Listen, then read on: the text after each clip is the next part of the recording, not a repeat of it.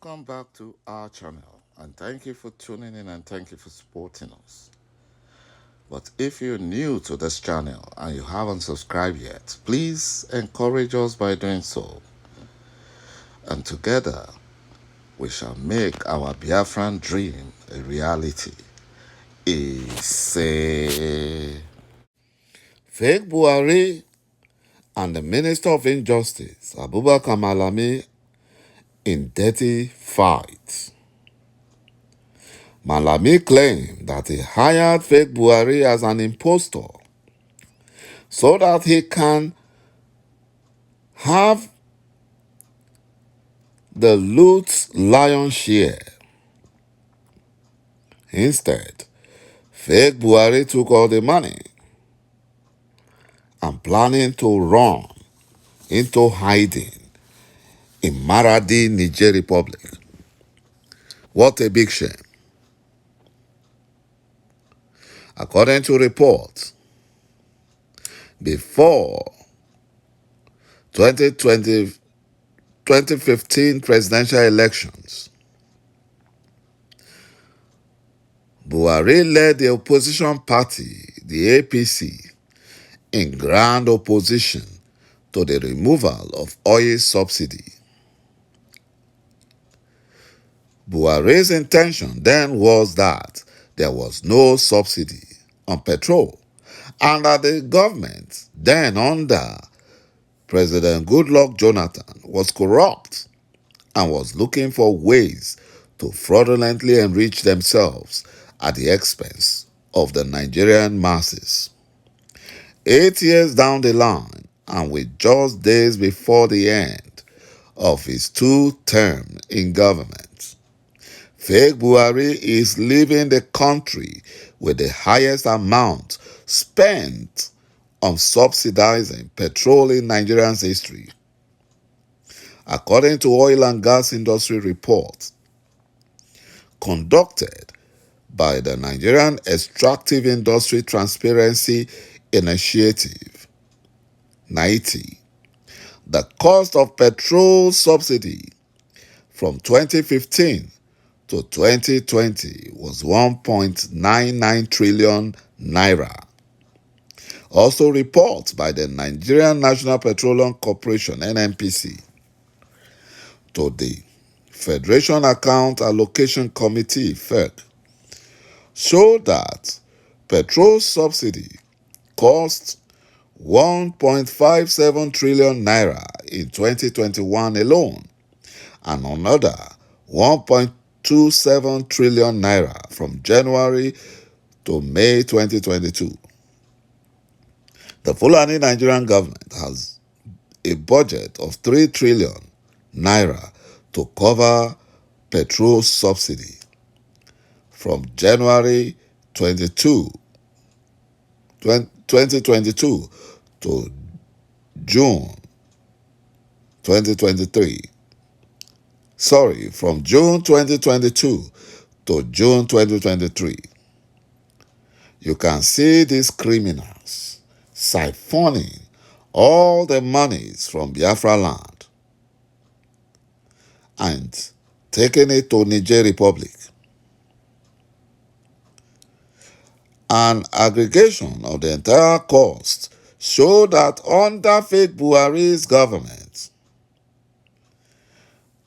the government would have spent 7.83 trillion naira on petrol subsidy. Nigerian refineries remain moribund despite promises.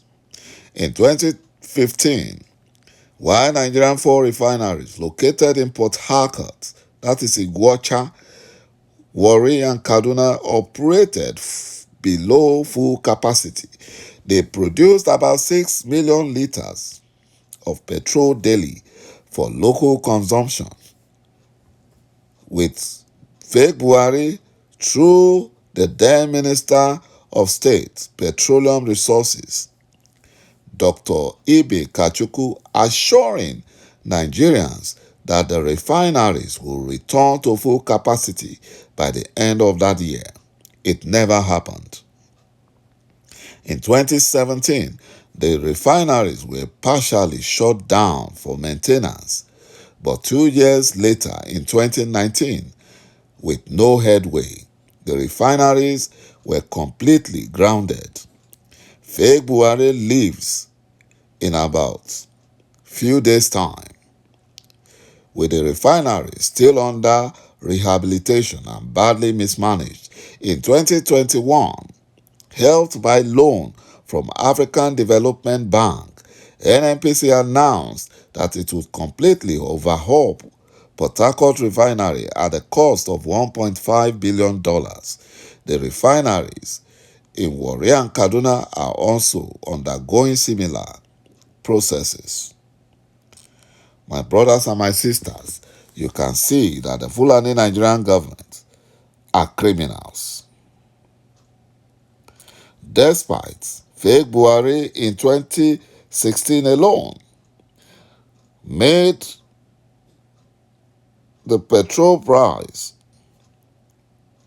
145 naira per liter from 87 naira, but he didn't sustain. You can see that they are criminals. By capping it and not providing enough foreign exchange for other importers, but allowed only NNPC to become the sole importer. And NNPC was filled with Fulani Janjaweed. What they have done in the last 8 years is to make it worse for the country, make it worse for the incoming administration. They have ballooned the cost and the volume. They failed because they never understood the problem, and they made it political. My brothers and my sisters, you can see how criminal-minded the Fulani Nigerian government is. The Fulani Janjaweed made the government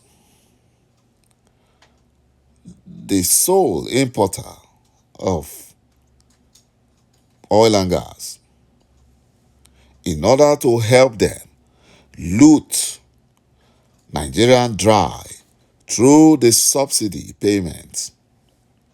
This was what they did. And now they have run the country aground with over 80 trillion naira in debt. Thank you, my brothers and my sisters, for watching this video. And bye-bye for now.